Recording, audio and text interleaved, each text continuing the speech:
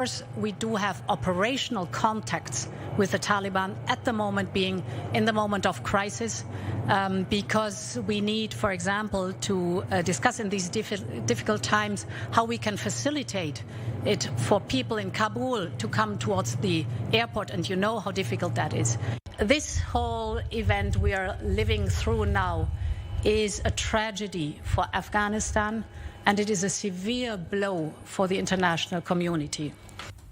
I'm in the studio here with Ambassador Shek. We're starting perhaps to get some inkling of where the Europeans are next. What's their next moves on Afghanistan here? We know that they're talking about open lines of communication. I'm not sure what other choices they have at this point. I believe probably the fear of massive flows of refugees are motivating them at this point to sort of step into this situation rather than stay on the sidelines. But what does it appear, if we can generalize, Europe's approach will be with Afghanistan? Well, it's a good question. But, you know, naturally, we're all focused now on the narrow picture, the human drama that is happening around the airport and around the exfiltration of foreign nationals and Afghans, etc., and that is completely natural. But there is a bigger picture, and the bigger picture is going to soon take over the center of attention. And the bigger picture has, for the Europeans, two aspects. For the Western countries in general, one, you mentioned, is a possible new refugee drama with flows of refugees, if they can leave Afghanistan, coming en masse to Western countries, most probably to the European Union countries.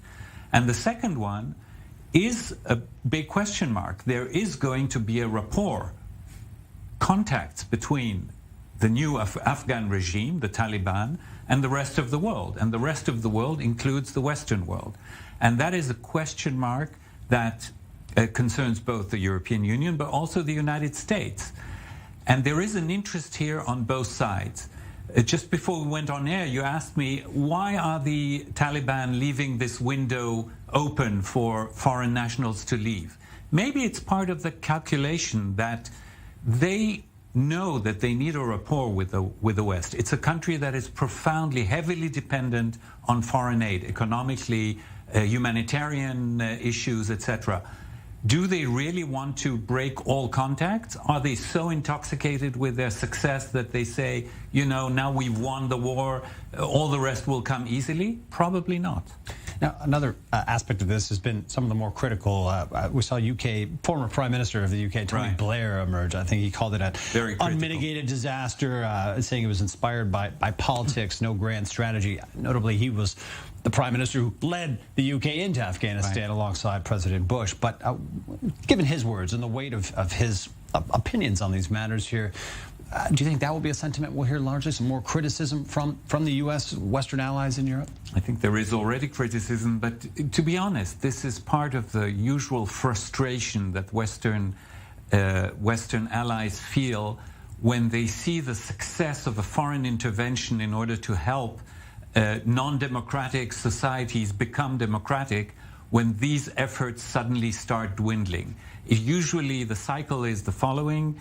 There is a call for help. There is a massive intervention from the West, mostly military. There are often quick successes. And then you settle into a foreign country, and then the trouble begins. Your success rate and your ability to maintain long-term control of these countries dwindles with time, and you end up leaving with your tail between your legs. That is usually what happens. Everybody knew that this is going to happen, and actually the criticism about Joe Biden is that he did it, you know, like a Band-Aid. He just tore it off instead of taking it off slowly, because everybody knew that the Americans are not going to stay there forever.